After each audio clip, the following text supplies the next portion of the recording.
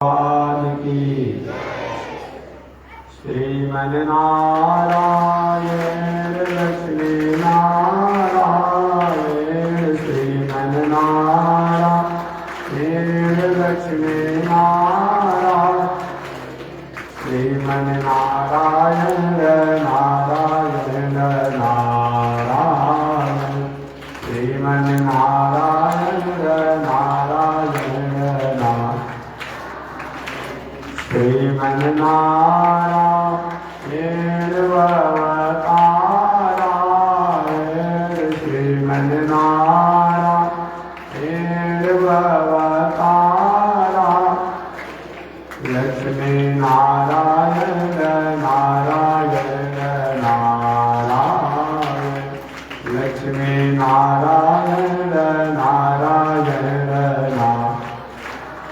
बोलिए श्री लक्ष्मी नारायण भगवान की अनंताचार्य कृपया वेदांत ध्वज पारगम रामकृष्णांशदवक्रम विश्वक्सेन मुनिं भजे काषायं यज्ञसूत्रं शुचिवपुषितधा चोर्वपुण्ड्रं चवाले यस्यास्ते दक्षहस्ते कलिकुमतिगिरीन्द्रेन्द्रवज्रं त्रिदण्डं संसाराग्नि प्रशान्त्यै मृत्यजलममलं दारुपात्रं पवित्रं श्रीविश्वक्सेनसूरे पदकमलयुगा श्रेयसे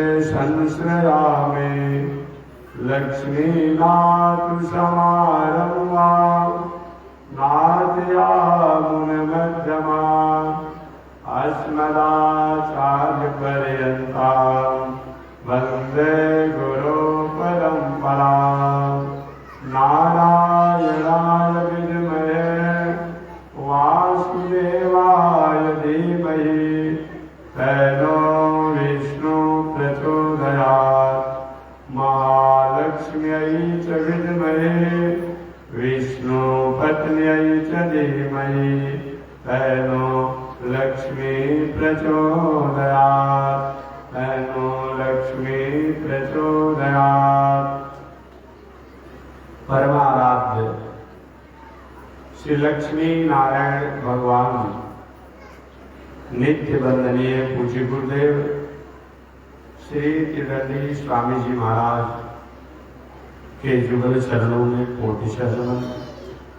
भगवत भागवत आचार्य कैंकर्य पारायण महानुभाव पावन भूमि पर पावन कथा को आप श्रवण करते आ रहे हैं। पावन कथा प्रसंग अंतर्गत पिछले दिन मैंने निवेदन किया था, महर्षि वेदव्यास जी बहुत दिनों तक तपस्या साधना के फलस्वरूप वेद, इतिहास, पुराण की रचना करने के बाद भी जब आत्मतोष नहीं हुआ, आत्म शांति नहीं हुई, आत्म आनंद की प्राप्ति नहीं हुई, व्यास जी महाराज के मन में उदासी हो गई। संयोग से नारद जी से मुलाकात हुआ व्यास जी को। नारद जी ने विश्वास दिया, संभावना दिया और कहा कि हे व्यास जी, पुरुषार्थी व्यक्ति को विवेकपूर्ण पुरुषार्थ करना चाहिए। हमारे पुरुषार्थ करने के बाद भी कभी कभी सफलता नहीं मिल रही हो, तब भी पुरुषार्थ का त्याग नहीं करना चाहिए। हाँ, एक ऐसे पवित्र ग्रंथों की रचना करें जिन ग्रंथों के द्वारा, जिन ग्रंथों को पढ़ करके संसार के लोगों का दिल, दिमाग, मन, बुद्धि, चित्त सतपथ पर लगे, सन्मार्ग पर लगे और असत पथ का, असत मार्ग का त्याग। नारद जी ने विश्वास दिलाते हुए कहा कि व्यास जी, विवेकपूर्ण कर्म का फल है कि आज एक गंधर्व का पुत्र देवर्षि नारद बन सकता है। कि क्या आप विवेकपूर्ण पुरुषार्थ करेंगे तो आपकी खिन्नता दूर नहीं होगी, आपको आनंद की प्राप्ति नहीं होगा, निश्चित ही होगा। आगे व्यास जी ने नारद जी द्वारा संक्षिप्त में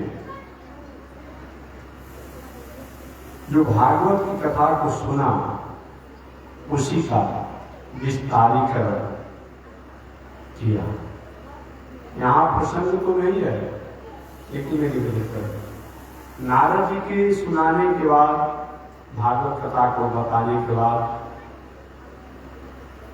शुद्ध रूप में, बीज रूप में नारद जी तो वहां से चले गए। व्यास जी के मन में हुआ कि नारद जी की आज्ञा को कैसे पूरा किया जाए। उस समय व्यास जी सोच ही रहे थे, अचानक व्यास जी के आश्रम पर गणेश जी का आगमन हुआ।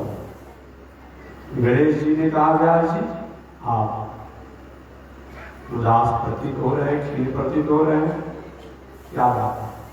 कि महाराज खीन इसलिए हूं, उदास इसलिए हूं कि नारद जी ने एक टास्क दिया है, एक कार्य दिया है, वह कार्य बहुत कठिन है, उसको कैसे हम पूरा करेंगे, यही सोच करके हम उदास हैं। गणेश जी ने कहा, अगर आप चाहें तो आपकी सहायता मैं कर सकता है।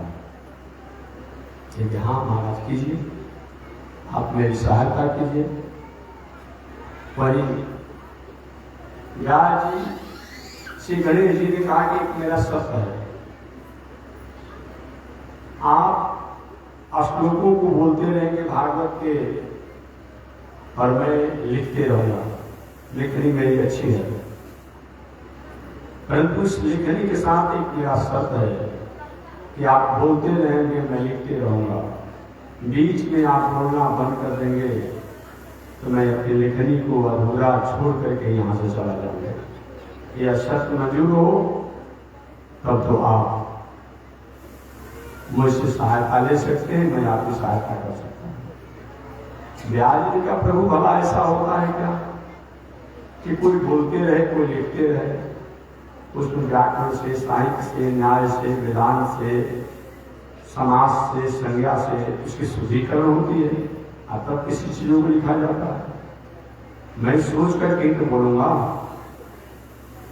कि ताकि हमारे द्वारा बोला गया श्लोक अशुद्ध न हो, शास्त्र समझ।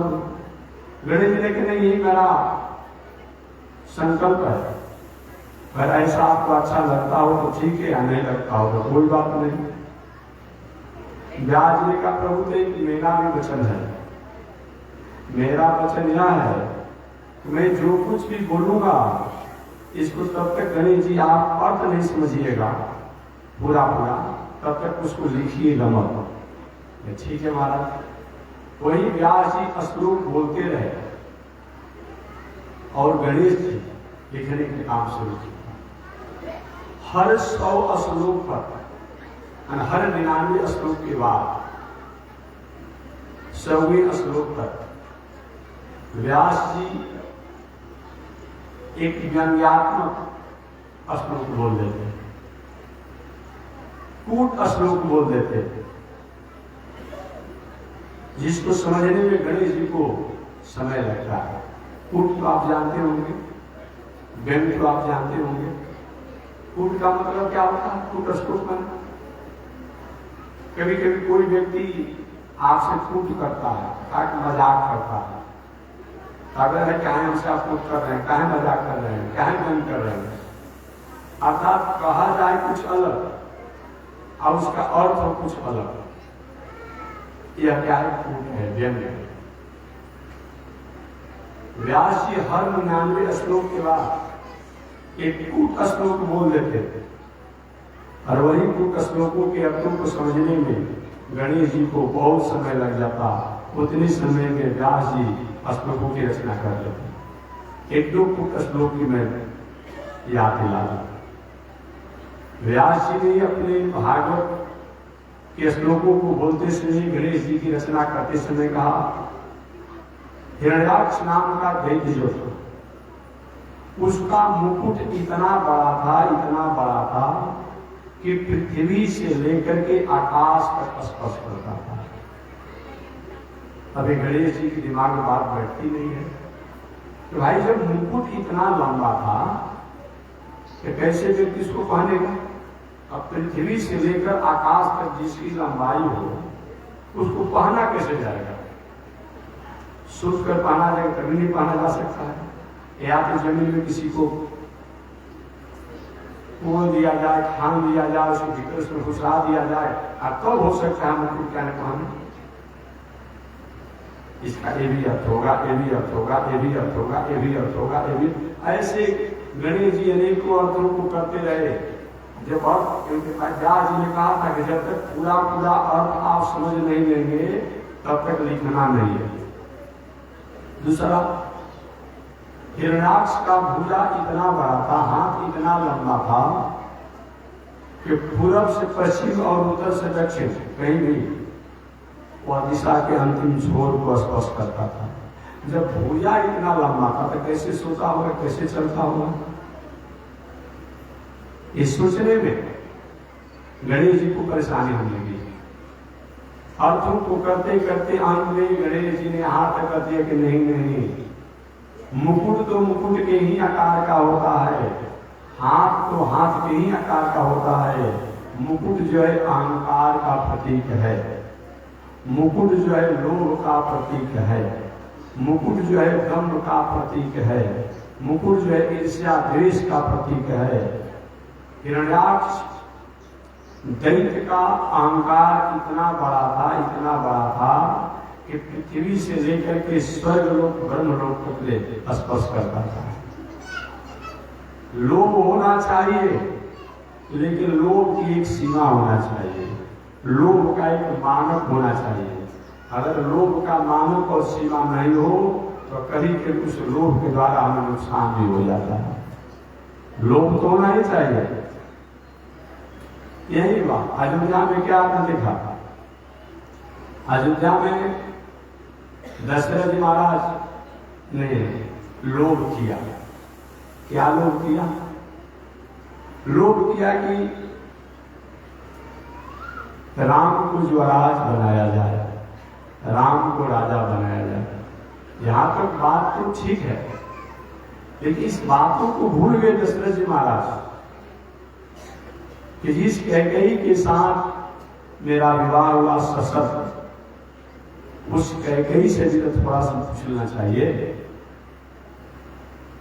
ये भावना को भूल गए दशरथ जी महाराज, क्योंकि कैकेयी नरेश ने अपनी बेटी कैकेयी के विवाह के अवसर पर यह शर्त रखे थे कि मेरी बेटी का विवाह तभी आपके साथ में करूंगा कि मेरी बेटी का बेटा जो होगा वह राजा बनेगा। ये सब दशरथ जी पहले दे चुके थे।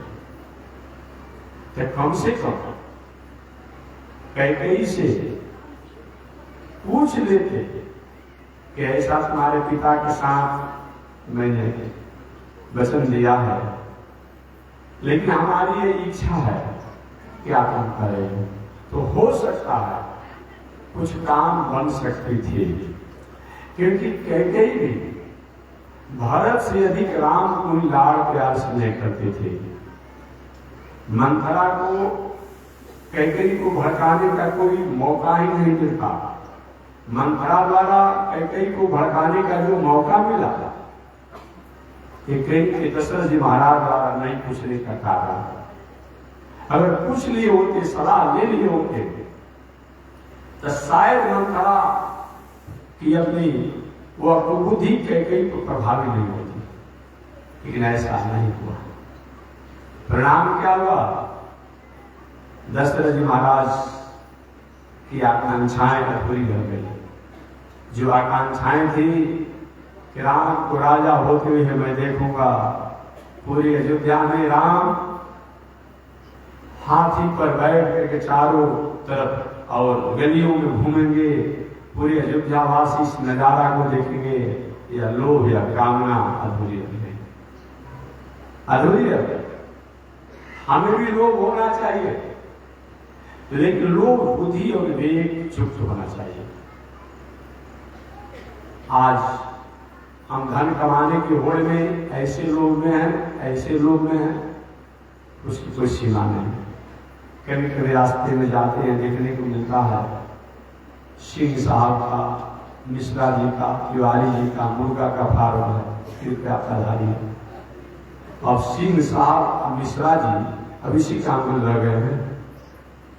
ऐसे भी समान भाषा में आप जानते हैं कि विप्र टहलुआ चीक धन, और आप कहावत कहते हैं विप्र टहलुआ चीक धन, बेटी के धन खाए, अब वही से धन, उससे भी धन ना घटे तो कड़े वर्ण से, ये हमारा कथा है,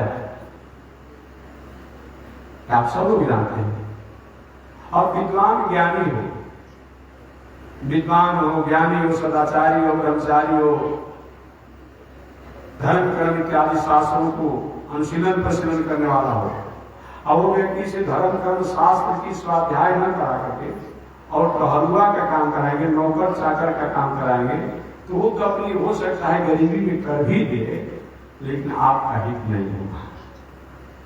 विप्र टहलुआ चीक धन, चीक माने शिकारी, कसाई, ऐसे के धन अच्छा नहीं होता। बहुत धन संपत्ति होता है, लेकिन वह परिवार के लिए, समाज के लिए, राष्ट्र के लिए अच्छा नहीं होता है। उसके बाद आज तो एक परंपरा बन गई है,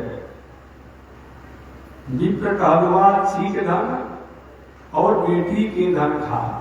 अब एक नया परंपरा चला गया है, बहुत लोग बेटी के धन को ही अपने जीवन का दिनचर्या बना लिया। नहीं, पहले के जमाने में तो विवाह करने के बाद अपने बेटी के गांव के में भी जाते थे तो कोई जल नहीं पीता था, और कहीं घर द्वार के छाया तक नहीं लेते थे। ठीक है, आज का कुछ परिवेश चल रहा है तो थोड़ा सा संशोधन कर लीजिए कि अगर बेटी के यहाँ चल ही गए, ऐसे भी बताया गया है कि अगर नाती हो जाए या बेटी का बेटा या बेटी हो जाए, तो लोग मानते हैं कि अब बधाई और उसका हो गया, तो उसको थोड़ा सा उस पर संशोधन कर दिया है।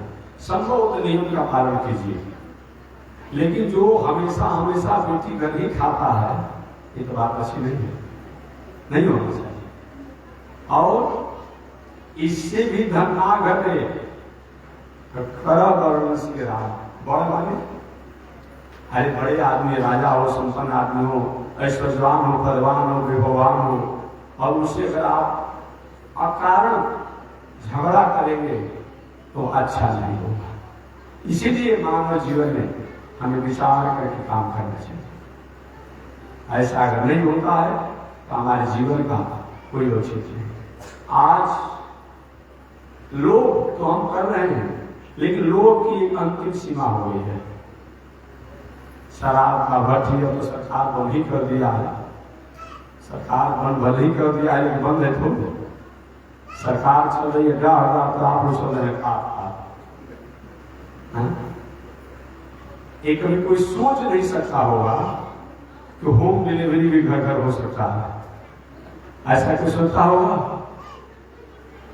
ऐसा कोई सोचता नहीं होगा तो होम डिलीवरी भी होगा। सब कानून, सरकार, शासन, प्रशासन, न्यायालय सब लगा हुआ है, लेकिन होम डिलीवरी हो रहा है। क्या करेगी सरकार? कहीं चौराहा पर अपना मार्केटिंग लगाकर प्रशासन है, लोग किनारे किनारे निकल जा रहा है। बताइए कहाँ रुक रहा है? देखिए, सरकार का काम है अनुशासन करना, नियंत्रण करना, लेकिन हमारी भी एक नैतिकता होती है, हमारा भी मौलिकता होता है, हमारा भी एक संस्कार संस्कृति होती है। हम इस चीज में बैठे नहीं होता है। गांव गांव घर एक व्यापार बन गया है लोगों का। अब इसी से करोड़ों लाख रुपया कमाना और धंधा अपना बना लिया है। ठीक है, कर लीजिए, लेकिन ये धन बहुत दिन तक रस्ते करेंगे। कुछ दिनों तक हरा भरा हो सकते हैं, लेकिन ऐसा धन, पानी का धन बहुत कुछ नहीं कहेंगे, इसका बहुत दिनों की व्यवस्था नहीं है।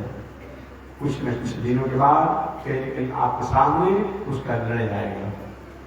तो आंख में करोड़पति बन जाइए, लाखपति बन जाइए।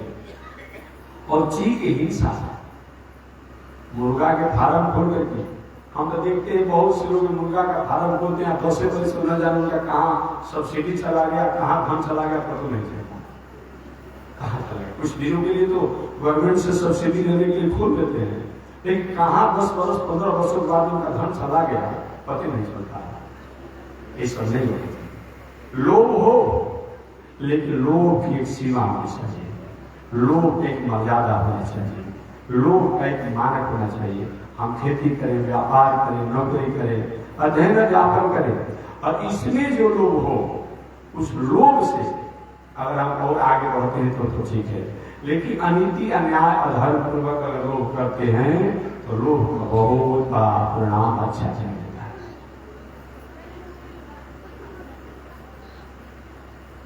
व्यास जी महाराज द्वारा कुछ श्लोक बोला गया है। हिरण्याक्ष दैत्य का मुकुट इतना बड़ा था, इतना बड़ा था कि पृथ्वी से लेकर के आकाश तक स्पर्श करता था। यह मुकुट लोभ का प्रतीक है, अन्याय का प्रतीक है, अनीति का प्रतीक है, दंभ का प्रतीक है, द्वेष का प्रतीक है, ईर्ष्या का प्रतीक है। इतना दंभ, इतना अन्याय, इतना लोभ, इतना अत्याचार न करें जो कि त्रैलोक प्रकंपित हो जाए, इसका परिणाम अच्छा नहीं होगा। हिरण्याक्ष का अत्याचार, अनाचार, पापाचार, बेविचार, कुकर्म, अनीति, अधर्म इतना बढ़ गया था कि पृथ्वी लोक से लेकर के और स्वर्ग तक हाहाकार मचा हुआ था। चारों तरफ घोषणा कर दिया था, न होतव्यम न दातव्यम। कोई हवन नहीं करेगा, कोई दान नहीं करेगा, कोई पूजा नहीं करेगा, कोई पाठ नहीं करेगा, कोई यज्ञ नहीं करेगा, कोई दान नहीं करेगा। चारों तरफ घोषणा कर दिया था। क्या परिणाम हुआ? वह हिरण्याक्ष चला गया इस दुनिया से, नामो निशान नहीं रहा। जानेंगे तो हम सब लोग जाएंगे, लेकिन संसार में कीर्ति करके जाइए, जस करके जाइए। कीर्ति जस सजीवती। आज महामना पंडित मदन मोहन मालवीय जी महाराज, नाम आपने सुना होगा, महामना जी का। आज उत्तर भारत में विश्वविद्यालय बना करके चले गए। वो तो चले गए, लेकिन उनकी कीर्ति कितनी अच्छी है। आज उत्तर भारत के लोग पढ़ने के तो पूरे विश्व के लोग आ रहे हैं, वहां पर प्रदेश के लोग आ रहे हैं, लेकिन उत्तर भारत का एक जो गरिमा है, एक धरोहर है। आज हम लोग दवा कराने से लेके, शिक्षा से लेके, संस्कार से लेके, संस्कृति से लेकर के आज आकर के बनारस में हिंदू विश्वविद्यालय में, महामना जी के विश्वविद्यालय में जाकर के हम लोग शिक्षा, ज्ञान, संस्कार, संस्कृति को प्राप्त करते हैं। कीर्ति जस संजीवित है। आज वो चले गए, लेकिन कीर्ति आज जीवित है। बस कीर्ति के कारण आज भी वो जीवित है। शरीर तो मरना, जीना, आना जाना काम लगा हुआ है। अरे भाई, जब हम ट्रेन पर चढ़ते हैं तो तय होता है कि कहीं न कहीं ट्रेन से उतरना भी है, तय होता है। अब ट्रेन को चढ़ने में हम प्रसन्नता को प्राप्त करें और ट्रेन से उतरने के समय रोने लगे कि नहीं उतरेंगे, बहुत इसमें आनंद है, बहुत व्यवस्था है। आज मेरी ट्रेन चल रही है ना, अरे भाई जिस समय आपने चढ़ने के लिए टिकट लिया उस समय उतरने का भी वहां पर हो ही जाता है कि यहाँ उतर रहा है, करुणा किस बात की। तो हमें संसार में पहले भी नहीं थे, हम आए हैं तो आए हैं तो हमें जाना भी पड़ेगा। तो जिस आनंद के साथ हम आने में प्रसन्नता मनाते हैं उसी आनंद के साथ हमें जाने में प्रसन्नता मनाना चाहिए। अंतर इतना ही है कि ट्रेन की यात्रा कहीं वाराणसी से कहीं दिल्ली है और किसी व्यक्ति को बीच में उतर जाना पड़ता है तो थोड़ी सी परेशानियां होती हैं। अब कितने लोग हैं कि जाने का भी समय हम लोग को अनुभव नहीं हो पाता है, अब पीछे में चले जाते हैं, युवावस्था में चले जाते हैं, बचपन में चले जाते हैं। ये थोड़ी सी मन में क्षोभ होता है, लेकिन जाना तो है, जाना है। कोई अगले स्टेशन पर चढ़ा, अगले स्टेशन पर उतर गए तो थोड़ा सा मन होता है भाई यही चाहा था, अगले स्टेशन पर उतर गए। तो कोई व्यक्ति भी जन्म लिया, कुछ होनहार और होनी होनहार होकर कुछ काम नहीं किया तो चला गया, मन में दुख होता है। हमारा बेटा था, हमारी पत्नी थी, हमारे भाई थे, हमारे नाती थे, हमारे पोता थे, हमारे मित्र थे, चले गए। एक जाना है, जाना है तो हमें कीर्ति करके जाना चाहिए, कीर्ति जैसे से जीवन। बाकी तो मरना जीना काम लगा हुआ है। कोई भी आया है, इस दुनिया का नाम ही है, क्या नाम है? दुखालयम शाश्वतम जगत। इसका क्या नाम है? दुखालयम शाश्वतम जगत। इस दुनिया जगत का नाम है दुखालय। अब दुखालय में हम सुख जो है ये अच्छी बात नहीं है। हॉस्पिटल में जाइए, दवा कहीं बेचा रहा है, हॉस्पिटल में तो दवा मिलेगा ही। भोजनालय में जाइए, भोजन क्यों है? पुस्तकालय में जाइए, पुस्तक क्यों है? पुस्तकालय में तो पुस्तक रहेगा नहीं, भोजनालय में भोजन रहेगा ही, औषधालय में औषधि रहेगा ही। ये संसार दुखालय है, तो दुखालय में दुख तो रहेगा ही। ये हम संसार के लोग दुख में ही सुख का अनुभव करते हैं। कैसे? कभी किसी को खजली हो जाता है, दिनाय हो जाता है, तो देखे होंगे क्या करता है, जब थोड़ा सा कलकलाता तो दोनों हाथों से उसको खजुलाता है। खजुलाने में तो बड़ी आनंद आता है, कुछ देरों के बाद पैर फैला कर जब चलना पड़ता है तो कितना खुश होता है। वही हाल है, इस दुख में ही हम सुख का अनुभव करते हैं। बेटा से सुख होगा, पत्नी से होगा, विवाह हुआ, विवाह के 2-4-5 वर्षों तक पत्नी के साथ रहे, अब एक बेटा हो गया और वो प्रेम पत्नी से था, बेटा से हो जाता है, मेरा बेटा है। चलिए समय बीतते चला गया, 10-20-25 वर्ष विवाह किए हो गया, अब पत्नी से व्यवहार कम हो गया, अब बेटा से व्यवहार कम हो गया। होता है कि विवाह हो जाता है, एक नाती हो जाता है, अब पुत्रवधू के प्रति प्रेम हो गया, मेरी बहू है। अब बहू से प्रेम ना हो जाएगा, मेरा नाती हो जाता, अब नाती से प्रेम हो जाता है। अब समझिए प्रेम कहाँ बढ़ते चला जाता है। आज भी जो आप लोग हैं जिनका विवाह शादी हुआ होगा, जो 80 वर्ष 85 वर्ष 75 वर्ष होंगे, विवाह के अवसर पर जितना पत्नी से उनका स्नेह प्रेम था अभी है। कभी कभी एक सप्ताह में बोलचाल हो जाता होगा, वही फिर है। अब कहाँ प्रेम टिका हुआ है? पुत्र वधू में, बेटा में। उसके बाद कहाँ प्रेम टिका हुआ है? नाती में, और नाती की पत्नी में, उसकी नौकरी, पढ़ाई लिखाई में, मकान में। ये प्रेम रहता है? नहीं रह पाता। ये दुखालय में शाश्वतम जगत, ये संसार जो है दुखालय है, और इस दुखालय में हम सुख जो है, ये गड़बड़ी तो हमारी है, दोस्त तो हमारी है, कभी तो हमारी है। दुखालय में हम सुख जो है नहीं, इसलिए हमेशा ये दुख ही दुख है। आपने गौतम बुद्ध जी का नाम सुना होगा, सुने होंगे गौतम बुद्ध जी का नाम। गौतम बुद्ध जी हालांकि उनके नाम पर तो आज एक नया पंथी चला रहा है कुछ लोगों द्वारा, कुछ समष्टि के लोगों द्वारा, कुछ समुदाय के लोगों द्वारा उन गौतम बुद्ध के नाम पर एक अलग से पंथी चला रहा है, कुछ समष्टि और कुछ समुदाय के लोगों द्वारा। उनकी बुद्धि पर तरस आती है। गौतम बुद्ध ने किसी एक पंथ का प्रचार नहीं किया, पंथ के अनुयायी नहीं थे, वो तो वैदिक परंपरा, सनातन परंपरा जो था उसी को प्रचारक थे। कोई जरूरी नहीं है कि वेद के सभी वाक्यों को मैं ही उसका अनुसंधान कर सकता हूँ, आचरण कर सकता हूँ। कुछ ऐसे शास्त्र है, कुछ हमारे जीवन में आ सकते हैं, लेकिन सबके सब को हम ही अपने जीवन के आचरण में ले सकते हैं। कहीं बैठा होगा नहीं, मतलब कहीं हाला करा रही है, ले जाओ वहां से, जो हाला कर रही है पीछे बैठा ले जाएंगे, बैठा ही शांति से बैठा जी पीछे बैठ के अस्पताल कर रहे आप लोग, 1 घंटा करना उसमें भी आप अस्पताल कर पीछे बैठा दिए जाएंगे। जब सब उसको नहीं सुनना है तो सब नहीं सुनना है, माइक लगा हुआ है वहां हो सकता है, पीछे ले जाओ। उसकी माता जी ले जाइए, उसकी माता जी संग ले जाइए, रोज यही काम करें तो कैसे काम करेगा? ले जाओ उसको, क्या करेंगे? थोड़ी देर क्या कथा होगा, लेके अपना ले जाए, उठा के ले जाओ उसको, माइक निकल दे उसको, ले जाओ काम करेंगे।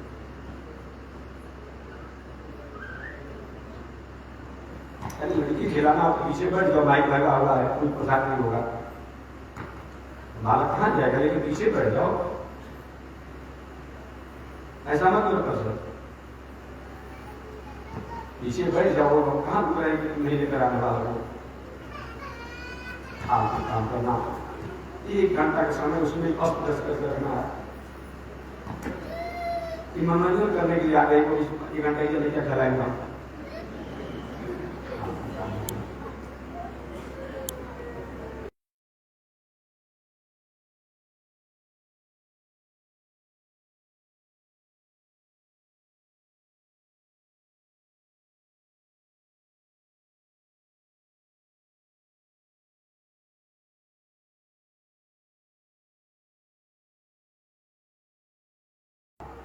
कि दुखालयम शाश्वतम जगत, यह हमारा आपका जीवन दुख के लिए आया ही है, हम भोगने के लिए ही आया है। गर्भोपनिषद में आया है कि जब हम गर्भ में रहते हैं तो भगवान से प्रार्थना करते हैं, इति जोनिया प्रमुचे हम, हे प्रभु इस संसार से हमें बाहर निकालेंगे तो मैं आपको भजूंगा, आपको जानूंगा। लेकिन संसार में आने के बाद हम उनको भूल जाते हैं, हम उनको भूल जाते हैं। इसलिए हमारे आचार्यों ने, श्री वैष्णवाचार्यों ने मानव जीवन को सही माने में समझने के लिए, मानव जीवन को सत्य चलने के लिए हमेशा हमें अपने बुद्धि विवेक से विचार करके और अपने कर्म को करना चाहिए। तो मैं निवेदन करना चाह रहा था, प्रश्न हमारा अलग था, लेकिन हालांकि निष्कर्ष हो जाता है ना, तो मैं निवेदन करना चाह रहा था कि भगवान श्रीमन नारायण ने इस संसार में हम और आपको भेजा, इस संसार में हम और आप आए, इस संसार की व्यवहारिक काम तो करना ही है, इससे अलग नहीं हुआ जा सकता है। खेती, व्यापार, नौकरी, अध्ययन, जापन, परिवार, पत्नी, बाल बच्चों के साथ रहें, लेकिन केवल इसीलिए नहीं रहे। यही अगर हमारा आपका होता तो इस संसार में और भी प्राणी है उसके समान हम रह सकते थे। लेकिन इसके साथ साथ हमें ये भी याद रखना है कि जो भी संसार में व्यवहार है, जिसने संसार में व्यवहार करने के लिए हमें भेजा है, उससे भी हमारा संबंध होना चाहिए। नाता एक राम जी से दूजी नाता छोड़ दे। देखिए, दुनिया में व्यवहार कीजिए, आप दुनिया में व्यवहार कीजिए, नाता, संबंध, स्नेह और प्रेम उन परमात्मा से कीजिए। दुनिया से व्यवहार करना है, प्रेम संबंध अगर करना है तो जिसने संसार में हमें भेजा है उसे करना है। आप उसे भी व्यवहार और संबंध में महात्मा जी क्या अंतर है? व्यवहार औपचारिक होता है और संबंध जो होता है वह अस्थायी होता है। कभी आप अच्छे लेटेस्ट होटल में गए होंगे, रेस्टोरेंट में गए होंगे, धर्मशाला में गए होंगे, जहाज की यात्रा की होंगे, जहाज में जो ही आप प्रवेश करते हैं, एयर होस्टेज वालिकाएं मुस्कुराते हुए आपको प्लीज वेलकम, स्वागत, आइए। आपको कितना पुराना परिचय जैसा यह समझे, बस उतना ही है। आप बैठ गए, अब जी नहीं उतरने के समय आया, वही वेलकम प्लीज मुस्कुराते हुए आपको विदा कर दिया। लेकिन उतना ही उसका व्यवहार है, ड्यूटी है, नौकरी कर रही है, इतना कहना है किसी यात्री के साथ। बाकी फिर उसके बाद कभी उसको फोन आता है आपके पास कि आप ठीक है कि कहाँ है, कैसे हैं, यही बात। व्यवहार औपचारिक होता है, संबंध स्थायी होता है। अब वही आपका बेटा हो, आपका भाई हो, आपकी पत्नी हो, 24 घंटा में एक बार जब कुछ न कुछ कॉल मिस कॉल हो जाता है। तो हम परमात्मा से संबंध रखें और दुनिया के लोगों से व्यवहार रखें। दुनिया से अलग हम नहीं हो सकते, कभी नहीं हो सकते। साधु हो, महात्मा हो, संत हो, फकीर हो, त्यागी हो, सन्यासी हो, कोई अलग नहीं रह सकता है। ब्रह्मचारी हो, कोई नहीं रह सकता है। पानी बल का देता है। बद्रीनारायण में जाइए, हिमालय में ये तपस्या करने के लिए, वहां भी कोई भगत चाहिए ना फलाहार कराने वाला, एक ही भगत। आपकी एक्सपीरियंस, आपकी क्षमता एक ही भगत के लिए है। आपके पास एक भक्त है, किसी की एक्सपीरियंस क्षमता है हजारों भक्त है, लाखों भक्त है, लेकिन आप अलग काम से है। आपकी क्षमता है कि अपना पेट भरने के लिए, फलाहार करने के लिए किसी के साथ संबंध बनाया है। हमारा फलाहार सुबह शाम पहुंचा देगा, कभी कपड़ा पहुंचा देगा, कभी लंगोटी पहुंचा देगा, कभी दवा पहुंचा देगा। और हमारा संबंध है कि हम सम किसी से भोजन मांगते हैं, हजारों में भोजन कराते भी हैं। हम सम दवा मांगते हैं, हजारों में दवा की व्यवस्था भी मैं करता हूँ। हम सम कपड़ा पहनते हैं, हजारों में कपड़ा की व्यवस्था में कर देता हूँ। जैसी जिसकी जैसी एक्सपीरियंस हो, अनुभव हो, जिसकी व्यवस्था हो। जहां तक एक कौन दुनिया में अलग है, आप देखेंगे बड़े बड़े तपस्वी जो अपने कहलाने वाले हैं, जो हिमालय में गुफा में रहते हैं, उनको भी समय समय से जनता से, भक्तों से, पब्लिक से, मनुष्य से संबंध रख करके दवा के लिए, कपड़ा के लिए, भोजन के लिए, फलाहार के लिए और आश्रम, ठीक है गुफाएं है, कुटियां है, उसके कई जीर्णोद्धार हो गया तो नया बनाने के लिए संबंध रखना ही पड़ता है। हम लोग घूम कर देखते हैं, चाहे हरिद्वार हो तब, चाहे ऋषिकेश हो तब, चाहे बद्रीनारायण हो तब, चाहे गंगोत्री हो तब, चाहे यमुनोत्री हो तब, चाहे केदारनाथ हो तब, जाइए ना कहीं। कौन इसे अलग है? कोई अलग नहीं है। हम अलग हो भी नहीं सकते। इसलिए संसार से हमें व्यवहार करना है, और जिसने संसार में हमें भेजा है उनसे हमें संबंध करना है। नाता एक राम जी से, दूजी नाता छोड़ दे, आशा एक राम जी से, दूजी आशा छोड़ दे। फल आस त्याग सब काम करते रहिए, सीताराम सीताराम सीताराम। कभी भी कर्म का त्याग नहीं करना। श्रीमद् भगवत गीता में 700 श्लोक वाला गीता जो है, भगवान श्री कृष्ण अर्जुन को यही समझाया गीता में। अर्जुन, कभी कभी तो भगवान को अर्जुन के लिए सन्यासी शब्द का संबोधन करना पड़ा, त्यागी शब्द का संबोधन करना पड़ा, ब्रह्मचारी शब्द का संबोधन करना पड़ा, तपस्वी शब्द का संबोधन करना पड़ा। सब तात्पर्य और संबोधन का मतलब यही रहा, अर्जुन चाहे तुम सन्यासी हो या तपस्वी हो, त्यागी हो, ब्रह्मचारी हो, जो भी हो, लेकिन कर्मों का त्याग नहीं करना। इसलिए सन्यास का अर्थ क्या होता है?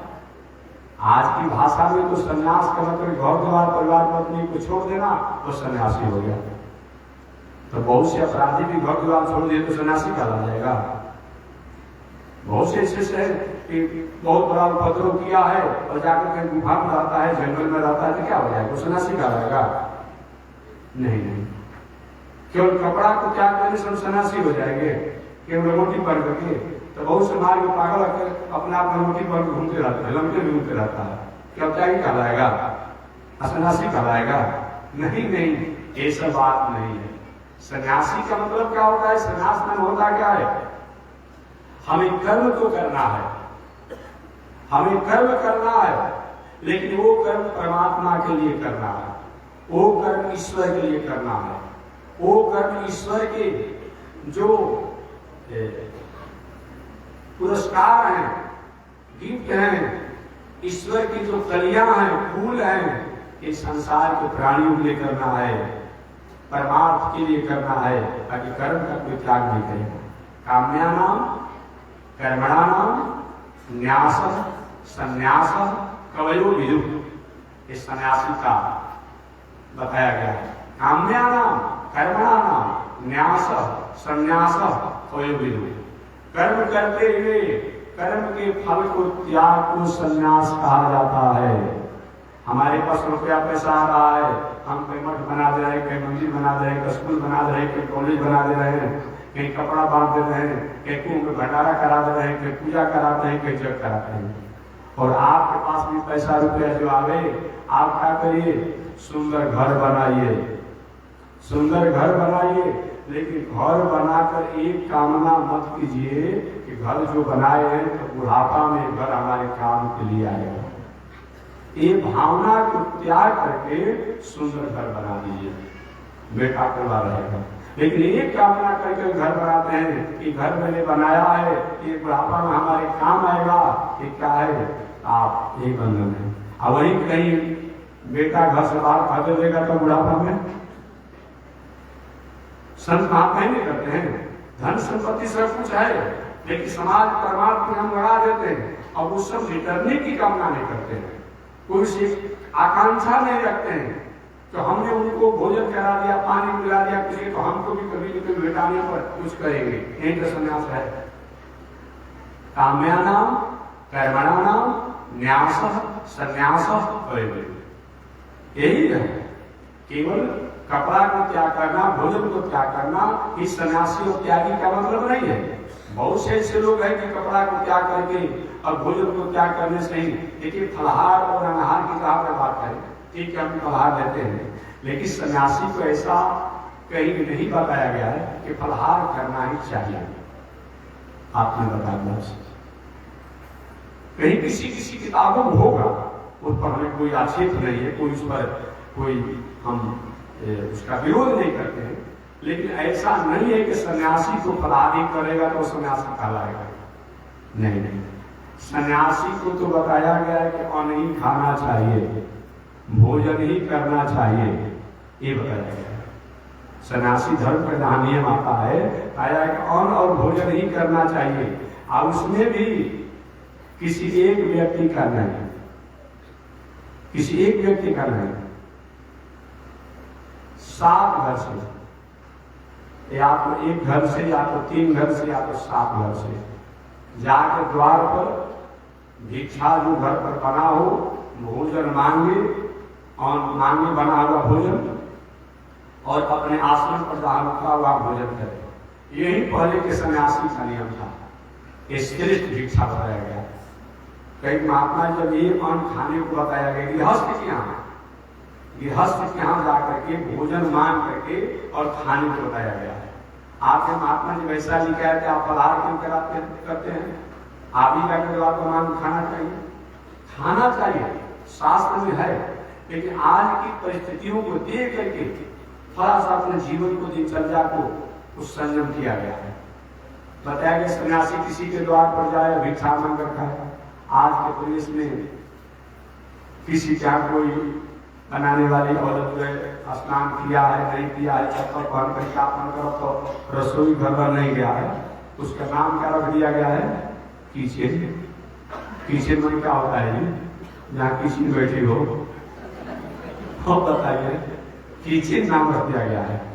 पहले का नाम था रसोई, रस का जो आनंद का जो घर, जो रस परमात्मा का नाम है, मैंने भगवान के आनंद का घर जो है वो अयोध्या में किचन हो गया। और समझिए उसमें स्नान कोई करके भोजन बनाता है, कोई नहीं करते हुए बनाता है, जैसा अलग अलग आप उसको समझेंगे उसके बारे में। अरे बहुत जगह तो हम देख रहे हैं कि बरस ईद हो रहा है लोग और भी काम हो रहा है। नहीं, ऐसा होना नहीं चाहिए। कम से कम ठंडा का समय है तो शरीर को पूरे कपड़ा से खुश करके कपड़ा बदल करके, अगर चप्पल की बात जहाँ लगाती है नहीं रहा जा रहा है, नीचे बहुत प्रकार की ऐसी चीज है जो कि मार्बल टाइप में ठंडा लगेगा, सटका पकड़ लेगा, गठिया पकड़ लेगा, तो कुछ ऐसा बिछा दीजिए क्योंकि नीचे से ठंडा न लगे। और भी कहीं नहीं हो रहा हो, अगर भोजन ऐसा बनाना पड़े तो हवाई चप्पल उसमें भी वह जो कि बाहर का भीतर नहीं, भीतर का बाहर नहीं जाने वाला हवाई चप्पल बना कर भोजन नहीं करना चाहिए। लेकिन अगर ऐसा आप समझते हो केवल वही तक रहे, हवाई चप्पल माना हवाई चप्पल नहीं, ये वो रबड़ का होता है फीता वाला, उसको पहन लीजिए। आजकल तो बहुत प्रकार से पैर में लगाने वाला मिल रहा है, ये पहन करके। लेकिन आज हम क्या करें, भोजन बनाने का कोई तरीका नहीं रह गया। इतना ही नहीं, भोजन में क्या डाला जाए, कोई भी भोजन बन रहा है, अगर बाजार से कोई मसाला, सब्जी मसाला या कोई मसाला आ रहा है तो कम से कम पढ़ तो लीजिए उसमें क्या डाला हुआ है। अरे सब्जी मसाला आपने देख लिया कि कुछ सब्जी मसाला में लिखा हुआ है, इसमें प्याज भी डाला हुआ है, इसमें लहसुन का रस भी डाला हुआ है, तो बताइए और कोई भोग बाकी रह गया, कोई भोजन बाकी रह गया इसमें से, वो भोजन किसी संत महात्मा को दिया जाए। जितने भी माताएं आप उस पर जो भोजन बनाती हैं, अगर घर का मसाला होता तो ठीक है, लेकिन जो बाजार से दीवा में मसाला आ रहा है उसमें पढ़िए लिखा हुआ है कि क्या क्या है। जो सार्वजनिक मिक्सचर मसाला जो पिसा हुआ ड्राई आता है उसमें कहीं कि प्याज लहसुन भी डाला ही हुआ है। अब बताइए भगवान का भोग कैसे लगेगा, संत महात्मा कैसे खिलाया जाएगा। इसीलिए संत महात्मा ने, नहीं तो पहले के जमाने में संत महात्मा की हस्त के द्वार पर जाकर के और भोजन भिक्षा मांग कर खाते थे, लेकिन अब वैसी परिस्थिति अब संभव नहीं है। इसीलिए हुआ कि भाई खर्चा में लाइए और संत महात्मा लोग बना लेंगे तो बना कर भगवान का भोग लगा करके पा लेंगे। न था कि हस्त के हाथ जाकर के भोजन अनुमान करके ही सन्यासी को पाने को बताया गया है। हमें निवेदन करना चाह रहा था कि संसार की इस घटना को देख करके गौतम बुद्ध जी के मन में वैराग हो गया। गौतम बुद्ध जी को, गौतम बुद्ध ने अलग से कोई पंथ नहीं चलाया, मैं बता रहा था, अलग से कोई धर्म नहीं चलाया, अलग से कोई मजहब नहीं चलाया। गौतम बुद्ध के बाद उनके कुछ लोगों द्वारा, अनुयायियों द्वारा अलग से एक पंथ चला दिया गया, अलग से एक धर्म चला दिया गया, अलग से एक मजहब चला दिया गया। गौतम बुद्ध अहिंसा व्रत के पुजारी थे, तो हमारी वैदिक परंपरा है कि अहिंसा में जीवन होना चाहिए, सत्य में जीवन होना चाहिए, सदाचार में जीवन होना चाहिए, दया में जीवन होना चाहिए, परमार्थ में जीवन होना चाहिए, परोपकार में जीवन होना चाहिए। क्या गौतम बुद्ध से पहले शब्द नहीं था?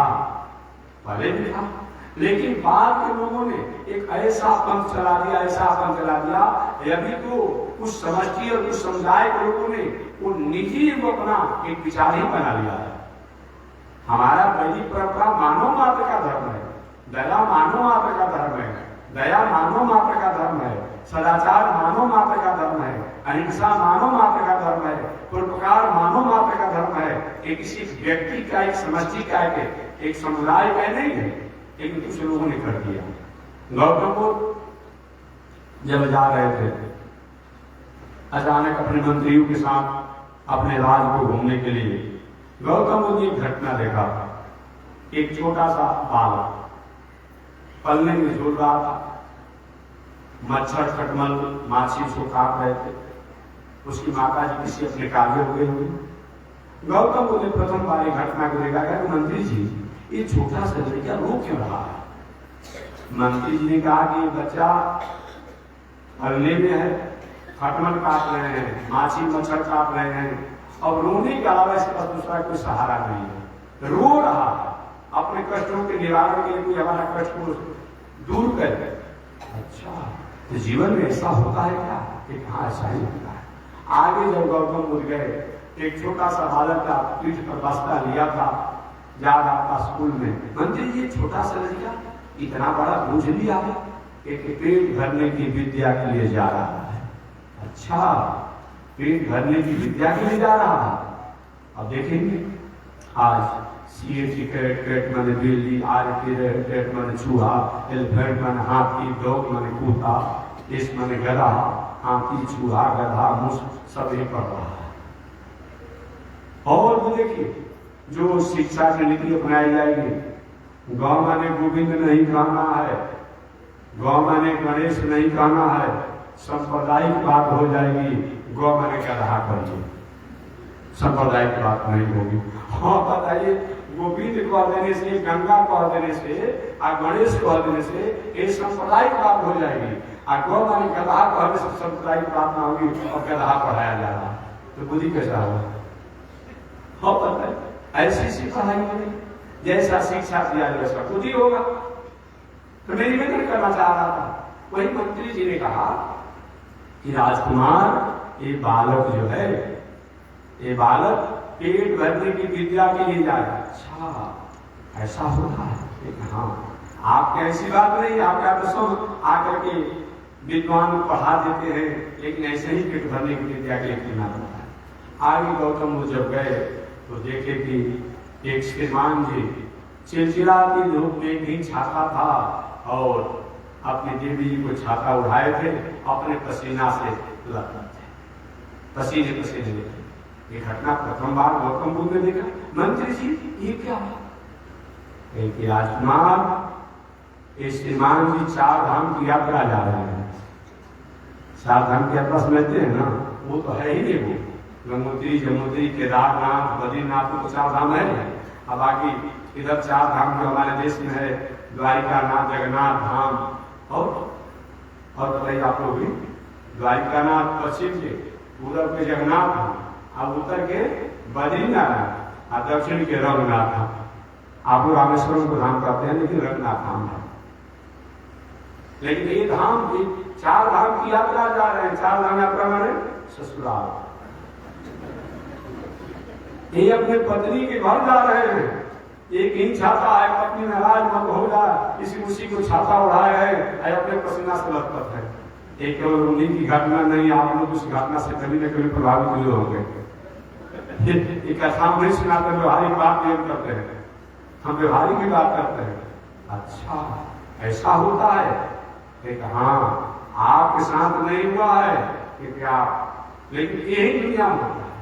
आगे बढ़े गौतम बुद्ध, और आगे जो बढ़े देखे कि एक बुढ़िया मैया, बूढ़ी माता जी बार बार जब श्वास ले रही खांसी आ रहा है, जब श्वास ले रही खांसी आ रहा है। अरे मंत्री जी, ये माता जी को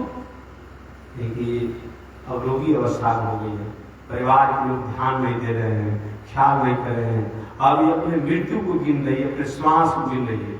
अच्छा ऐसा भी जीवन में होता है? हाँ ऐसा भी होता है। और आगे जाते जाते यदि गौतम बुद्ध बढ़े तो देखे कि 4 लोग जो है बांस की जोड़ी बना करके राम नाम सत्य है, राम नाम सत्य है, राम नाम सत्य। अरे मंत्री जी ये क्या? क्योंकि जीवन की यही सच्ची यात्रा है, जीवन की यही सच्ची यात्रा है। हो सकता है विदेश का वीजा और पासपोर्ट कैंसिल हो सकता है किसी कारण से, लेकिन यह यात्रा जो है ये कैंसिल होने वाली नहीं है। रहना नहीं देश दिलाना है, यह संसार कागज की पुड़िया, पानी पड़े गल जाना है, रहना नहीं देश दिलाना। यह संसार कांटों की झाड़ी, उलझ उलझ मर जाना है, रहना नहीं देश दिलाना है। यही सच्ची यात्रा है। और चाहे नास्तिक रामकृष्ण भगवान वेद शास्त्र इतिहास पुराण को माने या न माने, लेकिन नास्तिक भी मानता है, आस्तिक भी मानता है मृत्यु को। मृत्यु को एक कोई नहीं कहता है कि मैं नहीं मानता हूं। क्या नास्तिकों के बेटा बेटी पुत्र पत्नी भाई का मृत्यु नहीं होता? ये सच की यात्रा है, ये सच्ची यात्रा है, इसको त्यागा नहीं जा सकता। अच्छा ये दुनिया इतना बड़ा झंझट है, ये दुनिया ऐसा क्यों करे? वो गौतम बुद्ध लौट करके आए, और लौट करके आने के बाद विवाह तो हो ही गया था, विवाह हो गया था गौतम बुद्ध जी का। एक पुत्र भी हो गया था, जिसका नाम क्या था? राहुल। गौतम बुद्ध जी के पुत्र का नाम क्या था? राहुल नाम था। और पत्नी का नाम क्या था? जसोधा था। और गौतम बुद्ध अपने पुत्र को और पत्नी को छोड़ करके और अगले दिन चल नहीं, इस दुखाले शाश्वतम जगत के दुख में दुनिया में मैं नहीं रहूंगा, नहीं, इस आत्मा को मैं उद्धार करूंगा, कल्याण करूंगा, मंगल करूंगा। वही गौतम बुद्ध निकल पड़े, जो आपने कभी पढ़ा होगा, आपको किताब में नहीं होगा, पहले कवियों द्वारा, विद्वानों द्वारा लिखा जाता था, हम भी पढ़े, आप भी पुराण में पढ़े होंगे, लिखा गौतम बुद्ध की पत्नी ने कहा, सखी वे मुझसे कह कर जाते।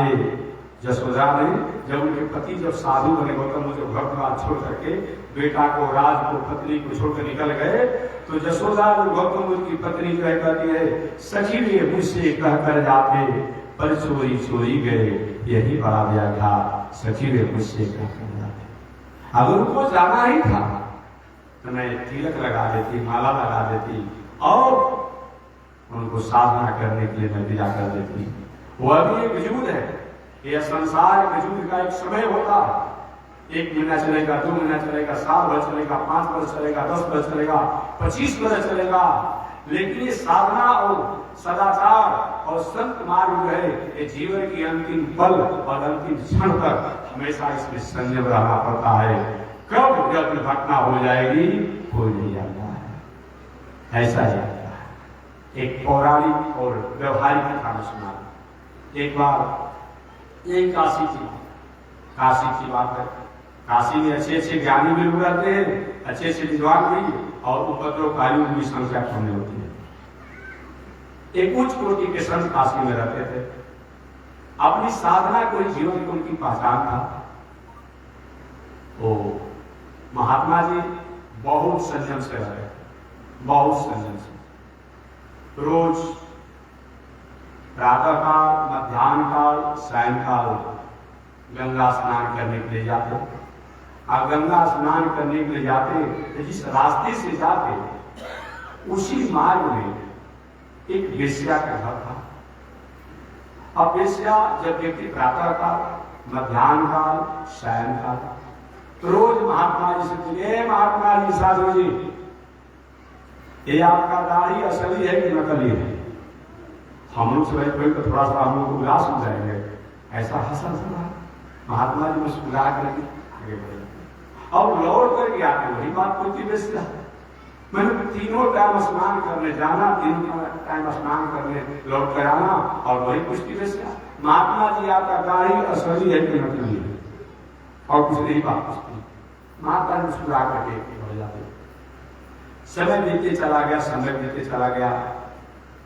एक दिन महात्मा जी मृत्यु को प्राप्त कर गए, उनकी लाश, उनका शव जाने लगा।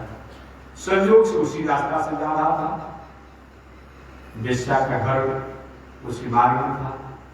वेश्या करे, इस महात्मा जी ने हमारे प्रश्नों का जवाब भी नहीं दिया, चले गए। अब उस जो लाश जा रहा था तो उस वेश्या ने पुनः उस बातों को दोहराया, महात्मा जी बिना मेरे प्रश्नों को जवाब दिए आप चले गए।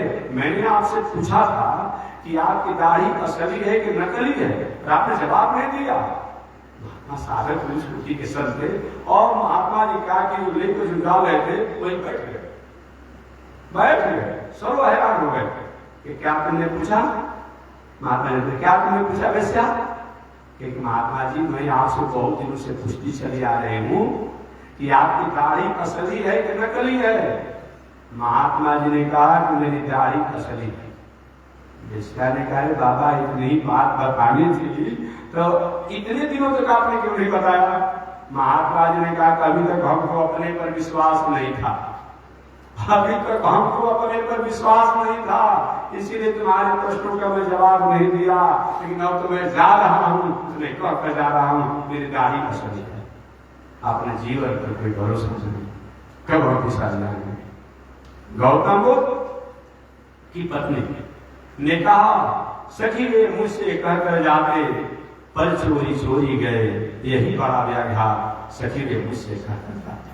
अगर उनको जाना ही था तो मैं छत्राणी छात्र धर्म के नाते मैं उनको तिलक लगा करके, माला लगा करके, आरती करके और उनको मैं विदा कर देती कि अभी जीवन में साधना करना भी एक संग्राम है, लेकिन मेरे और मेरे पुत्रों को छोड़ करके और पर चोरी चोरी गए, यही बड़ा व्याग था। लेकिन बिना मुझे पूछे चले गए, यही मेरे मन में दुख है।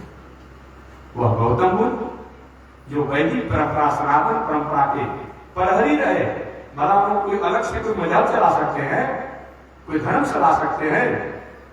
नहीं नहीं। लेकिन आज के लोगों द्वारा एक इनके नाम पर नया पंथ चलाया जा रहा है। बुद्धि की बलिहारी मिली है। गौतम बुद्ध वैदिक परंपरा, सनातन परंपरा को जीवन जीने वाले, सत्य अहिंसा परमार्थ प्रकार में जीवन जीने वाले, और ऐसे गौतम बुद्ध एक अलग पंथ और धर्म चलाएंगे, लेकिन आगे चला रहा, अलग की बात है। ऐसा नहीं होना चाहिए। मैं निवेदन करना चाह रहा था। चलिए कथा करते करते मैं कहां तक पढ़ गया? मैं कथा शुरू किया था कि व्यास जी महाराज ने कर कहा था। व्यास जी महाराज कूट श्लोक बोलते चले गए और हर 199 श्लोकों के बाद गणेश जी लिखते चले गए। उस कूट श्लोकों में व्यास जी ने कहा कि हिरण्याक्ष नाम के दैत्य का मुकुट इतना बड़ा था कि पृथ्वी से लेकर के आकाश तक स्पर्श करता था। अब मुकुट जो है, मुकुट के आकार का ही होता है। मुकुट लोभ का प्रतीक है, अहंकार का प्रतीक है, द्वेष का प्रतीक है, ईर्ष्या का प्रतीक है, दम्भ का प्रतीक है। अर्थात जीवन में दम्भ, द्वेष, ईर्ष्या, लोभ इतना न हो जो लोभ हमारे नाश और हरास का कारण हो जाए। लोभ तो होना ही चाहिए। हमें खेती, व्यापार, नौकरी, अध्ययन, अध्यापन करते हुए धन कमाना ही चाहिए। खेती गृहस्थ आश्रम में 6 सुख बताए गए हैं। क्या चीज? गृहस्थ आश्रम में 6 सुख बताए गए हैं। उन 6 हमेशा व्याख्या मैं करता हूं, आप लोग भी कभी कभी ध्यान दीजिएगा कि 6 सुख आपके पास है कि नहीं। कि गृहस्थ आश्रम में 6 सुख कौन है?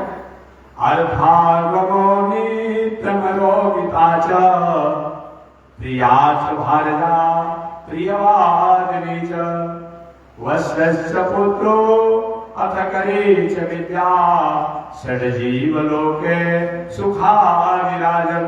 एक गृहस्थ का 6 सुख बताया गया। अर्थागमो, रोज घर में धन संपत्ति बढ़ना, आगमन होना।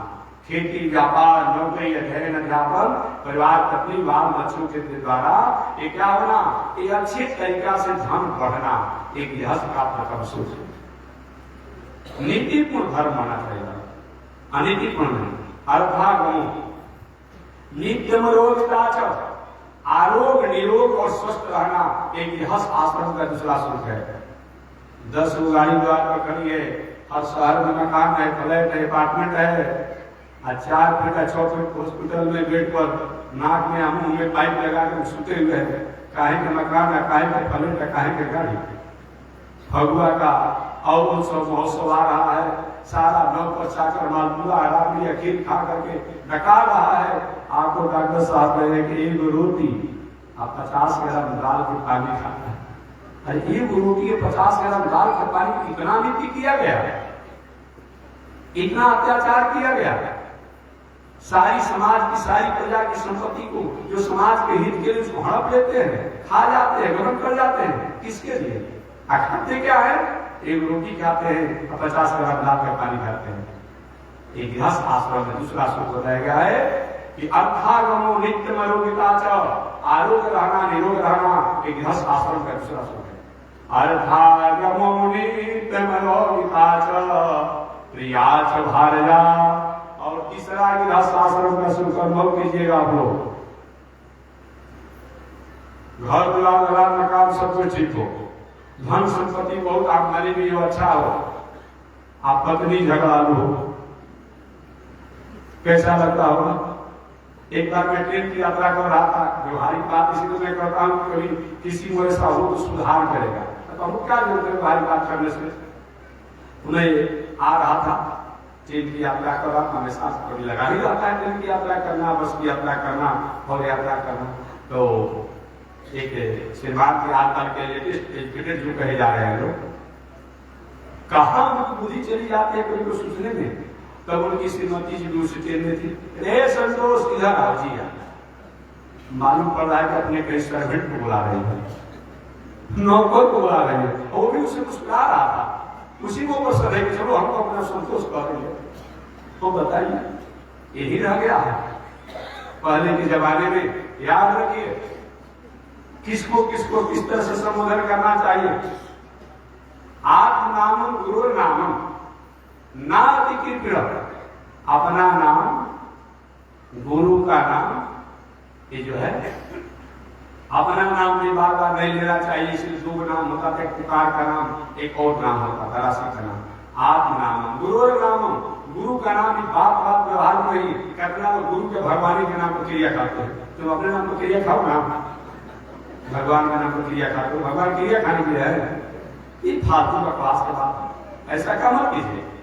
आत्म नामम गुरु नाम नाति कृपण, कृपण व्यक्ति के भी नाम नहीं लेना चाहिए तो दोष लगता है, पाप लगता है। अपना बड़ा बेटा जो है उसका भी नाम नहीं लेना चाहिए। इसे पहले की माताएं जो होती थी, कहती अमुक के पिताजी को उनको बुला लाइए, अमुक माने बड़े बेटा का नाम नहीं लेना चाहिए। और अपने पति का भी नाम नहीं लेना चाहिए, यही बताना था हमें। अपने पति का भी नाम नहीं लेना चाहिए, आप पति को भी अपने पत्नी का नाम नहीं लेना चाहिए, दोनों बात है। ये सब शास्त्र में बताया गया है। आपने सुना होगा, भगवान श्री राम जब जंगल में घूम रहे थे, सीता जी साथ में थी, लक्ष्मण जी साथ में थे, वो कोल भी और कोल बिल की स्त्रियां पूछने लगी, अच्छा बताओ आप अपने से आप कौन हो। सीता जी ने कहा मेरे पिता का नाम विजय का जनक है। अच्छा, ससुर जी का नाम क्या है? चक्रवर्ती दशरथ जी। अच्छा, माता का नाम बताए। अच्छा, ये गोरे वाले कौन है? सीता जी ने कहा गोरे वाले मेरे देवर है। अच्छा, सामने वाले कौन है? कहे कि सीता जी आज की बात नहीं, सीता जी ने क्या किया, थोड़ा सा अपने आंचल को कपड़ा को आगे की तरफ खींचा और खींच करके और थोड़ी सी उसके बस उसको साड़ी को दांत से हल्का दबाया और दबा करके नेत्रों को हल्का बंद करते हुए नीचे की तरफ झुका करके और अपने दाहिने पैर के अंगूठा से मेरे जमीन की भूमि को उजड़ दिया मेरे। बस अच्छा, यही आपके स्वामी जी है, यही आपके पति है। पर आज तक तो पति नहीं चलता है, तो नौकर को बुला रही, तो पति को बुला रही। एक बात और मैं कहूंगा कि कभी भी अपने पति को एक वचन शब्द से संबोधन नहीं करना चाहिए। हो सके तो द्विवचन, नहीं तो बहुवचन। कहां से आ रहा है, क्या कह रहा है, यही भाषा है। नहीं नहीं, आइए जाइए खाइए, क्या कह रहे हैं, कहां जा रहे हैं, क्या कर रहे हैं, ये बहुवचन शब्द होना चाहिए, एक वचन शब्द नहीं होना चाहिए। एक गृहस्थ आश्रम का सुख है, ऐसा अगर फल में नहीं हो तो हम क्या करें, तो कहीं हम क्या कर सकते हैं। लेकिन गृहस्थ आश्रम में होना चाहिए। 6 को गृहस्थ आश्रम में सुख बताया गया है। कौन कौन, कथा में सुनते ही याद रखिएगा। कौन कौन, अर्थागमोनि तमरोगिता च प्रिया च भार्या प्रियवादिनी च। अर्थागमो, रोज घर में धन संपत्ति का आगमन होना, विकास होना, घर आरोग्य रहना, निरोग रहना, स्वस्थ रहना, ये दूसरा सुख है गृहस्थ आश्रम में। अर्थागमो नित्य मरोगिता च प्रिया च भार्या, आप पत्नी भी सुंदर होना चाहिए, करक्षा में होनी चाहिए। करक्षा समझते हैं ना, सुन रही हो, अरे थोड़ा जाओ लाओ, पानी पिलाओ, आपका हाथ नहीं है, ले लीजिए ना, यही करक्षा है, करक्षा है। बात बात में कर्कश स्वभाव का प्रयोग करना, ऐसा नहीं होना चाहिए। अर्थागमो नित्य मरोगिता च प्रिया च भार्या, सुंदर पत्नी होनी चाहिए। और केवल एक प्लास्टिक के मूर्ति जैसा सुंदर देखने से नहीं हो जाएगा। प्रियवादिनी च, उसका व्यवहार भी सुंदर होना चाहिए। प्रियवादिनी च, सुंदर देखने में भी और सुंदर व्यवहार भी होना चाहिए। एक शास्त्र का चौथा सुख है। धन संपत्ति का आगमन, स्वस्थ और निरोग रहना दूसरा सुख, सुंदर पत्नी होना तीसरा सुख, और चौथा उसका व्यवहार भी सुंदर होना चाहिए। वश्य पुत्रो अथ करे च विद्या, और पुत्र जो होना चाहिए आज्ञाकारी होना चाहिए, द्वंद्वकारी नहीं होना चाहिए। पांचवा सुख क्या है? आज्ञाकारी पुत्र होना चाहिए। माता पिता जब तक जिंदा रहे उनकी आज्ञा का पालन करे। मरने के बाद वैदिक परंपरा अनुसार 13 दिन के बाद श्राद्ध इत्यादि कार्यक्रम करना चाहिए। मरने तक तो सेवा ही नहीं किया, मरने के बाद तर्पयामी करने आता है। नहीं, जिंदा में भी तर्पण करो। तर्पण माने तीर्थ करो, तर्पयामी तीर्थ करो, संतुष्ट करो, प्रसन्न करो। मरने के बाद भी तर्पण करो, ये पुत्र का धर्म होता है। तो वश्य से पुत्र जो होना चाहिए, आज्ञाकारी होना चाहिए, द्वंद्वकारी नहीं होना चाहिए।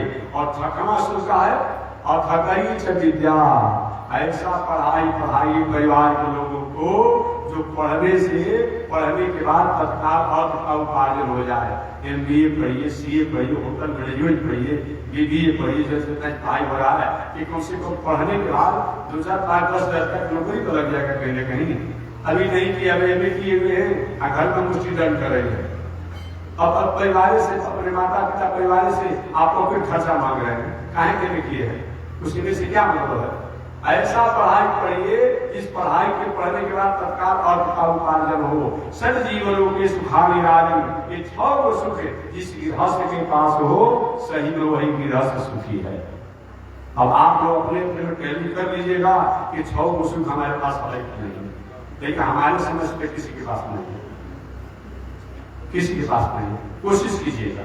चलिए मैं आगे प्रश्न से करता हूं।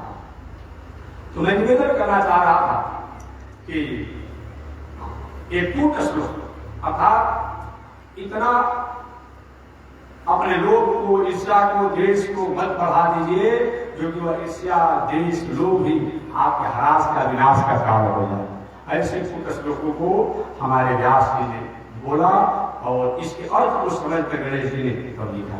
भुजा लंबा मन इतना उस हिरण्याक्ष का बल और प्रभाव था कि स्वर्ग से लेकर के मृतलोक तक चारों तरफ उसे लोग भयभीत होते थे। देखिए, आप अपनी सौहार्द द्वारा, अपनी सिंपैथी द्वारा, अपनी सरलता सहजता द्वारा आप समाज के लोगों के लिए आदर का पात्र बनिए। अपने प्रभुता का मिसयूज करके बनेंगे तो बहुत दिनों तक अच्छा नहीं रहेगा। इस प्रकार इन कूट श्लोकों से संपन्न होकर के गणेश जी ने व्यास जी का सहयोग किया और व्यास जी ने 18,000 श्लोक और 335 अध्याय से संपन्न ग्रंथ की रचना की। अब ग्रंथ की रचना करने के बाद व्यास जी के मन में आया कि नाम रख दिया जाए। अच्छा, भागवत तो नारायण ने आज्ञा दिया है, लेकिन इसका नाम क्या रखा जाए? इसका नाम रखा गया श्रीमद् भागवत महापुराण। श्रीमद् का मतलब क्या होता है? श्री लक्ष्मी का सूचक है। मतलब अर्थात जो लक्ष्मी के स्वामी हैं, लक्ष्मी के पति हैं, ऐसे श्रीमद् माने श्रीमद् नारायण, लक्ष्मी नारायण, लक्ष्मी नाथ, सीताराम, राधा कृष्ण, श्रीमद् भागवत। ऐसे लक्ष्मी नारायण के भा माने प्रकाश, गौ माने ज्ञान, वो माने वैभव और तो माने तेज। जिस शास्त्र में लक्ष्मी नारायण का, भगवान श्री राम का, भगवान श्री कृष्ण का, सीता रामचंद्र भगवान का, श्रीमन नारायण भगवान का, लक्ष्मीनाथ भगवान का प्रकाश, ज्ञान, वैभव और तेज हो, जिसमें लेखनी के रूप में हो, इसके नाम का श्रीमद् भागवत महापुराण। ऐसे उन भगवान के गुण और तेजों में जो श्रेष्ठ जो हो उसका नाम का है महा है। आप पुराण माने जो लेखनी के रूप में, घटना के रूप में, आख्यान के रूप में, आख्यायिका के रूप में पुराना है, नई कोई बात नहीं है। लेकिन पढ़ने वाले लोग जितने बार पढ़ेंगे उनको नया प्रेरणा प्राप्त होगा, नया ज्ञान प्राप्त होगा, नया आत्म प्रबोध प्राप्त होगा। इसलिए उसका नाम पड़ गया पुराण। पुनः नवा पुराण। अपने पुराना हो गया, लेकिन पढ़ने वाले को, सुनने वाले को जो नया प्रेरणा देने वाला हो उसका नाम क्या है? पुराण। श्रीमद् भागवत महापुराण इसका नाम था। इस प्रकार एक ग्रंथ का नाम हो गया। अब ग्रंथ के नाम होने के बाद हुआ कि अब किसको अधिकार दिया जाए। इस बौद्धिक विरासत को गणेश जी चले गए। गणेश जी लेखनी को पूरा करके अपने आश्रम पर चले गए। व्यास जी महाराज ने श्रीमद् भागवत महापुराण ग्रंथ की रचना तो किया, लेकिन अब ये हुआ कि इस बौद्धिक विरासत की संपत्ति को किसको जिम्मा दिया जाए, किसको इसको अधिकार दिया जाए। उस समय व्यास जी को अपना कोई पुत्र नहीं था। शिष्य तो थे लेकिन अपना कोई पुत्र नहीं थे। तो शेष चर्चा अगले दिन। आज इसी पर वाणी को विराम। कल देखते हैं व्यास महाराज इस बौद्धिक विरासत को किसको अधिकार देते हैं, कैसे अधिकार देते हैं, इसकी चर्चा व्यास जी को अपने आसन पर बैठ कर सोचने दिया जाए। कल इस पर चर्चा किया जाएगा। आज इसी के साथ वाणी विराम। एक बार भगवान का नाम लो। श्रीमन नारायण लक्ष्मी नारायण, श्रीमन नारायण लक्ष्मी नारायण, श्रीमन नारायण नारायण नारायण, श्रीमन नारायण नारायण नारायण, लक्ष्मी नारायण नारायण नारायण, लक्ष्मी नारायण नारायण नारायण। बोलिए श्री लक्ष्मी नारायण भगवान की। विश्ववंद जगदाचार्य श्री त्रिदंडी स्वामी जी महाराज की। हरि ओम। शांति शांति शांति। एक बात मैं निवेदन करूं, जो भी माताएं बालक लेके आना, तो मैं कहूंगा कि कोई भी बालक और माताओं को वो संत महात्मा मंदिर के पास बुलाना ही चाहिए, क्योंकि यही छोटे बालक को संस्कार सीखेंगे। लेकिन थोड़ा पीछे बैठ जाइए, माइक लगा हुआ है, बालक भी अपने बाल लीला करेंगे, हमको भी कथा करने में कोई परेशानी नहीं होगी। लेकिन थोड़ा आगे रहेंगे तो किसी भी कथा व्यास को थोड़ी सी असहायता हो जाती है। बाकी छोटे बालक जो पुराने लोग हो चुके हैं वो तो हो चुके हैं, लेकिन अब तो नए बालक ही तो आगे संस्कार सीखेंगे। कच्चा मिट्टी के बर्तन पर जो चीज खींच लिया जाएगा वो मिट्टी के पकने के बाद वो रेखा टिकता नहीं है। ये छोटे बालक अच्छे संस्कार अगर सीखेंगे तभी तो आगे भविष्य के लिए हमारा भविष्य, ये राष्ट्र, हमारा देश, हमारा समाज एक सतपथ और सन्मार्ग की तरफ प्रेरित होगा। इसके लिए तो माताएं अपने अपने छोटे बालकों को लेकर आए। लेकिन थोड़ा आधा पंडाल के पीछे माइक लगा हुआ है, बैठे सुने और बालक उसमें अपनी बाल लीला भी करते रहेंगे। कोई संत महात्मा कथा व्यास को परेशानी नहीं होगी। एक व्यवस्था को रखते हुए आप निश्चित रूप में आए। जैसे मना रहे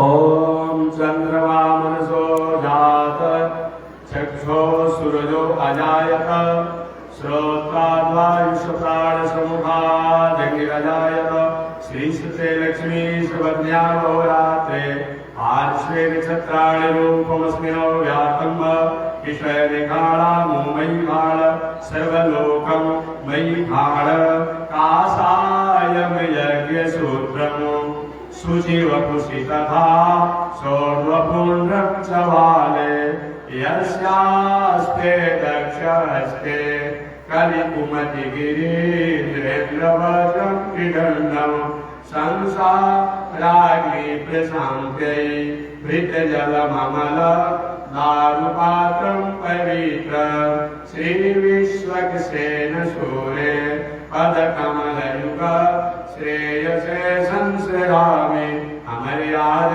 शूद्रस् चलमतिरसोय्याप्तसवगो, कृतघ्नो दुर्भामि स्मर परवशो वञ्चनपर, विशंसा पापेश कथमामितो दुर्गजलदे, तपारादुत्रीयस् तव परिचरेयं चरणयो। लक्ष्मी नारायण भगवान की। विश्ववंद जगदाचार्य श्री त्रिदंडी स्वामी जी महाराज की। हरि ओम। शांति शांति शांति।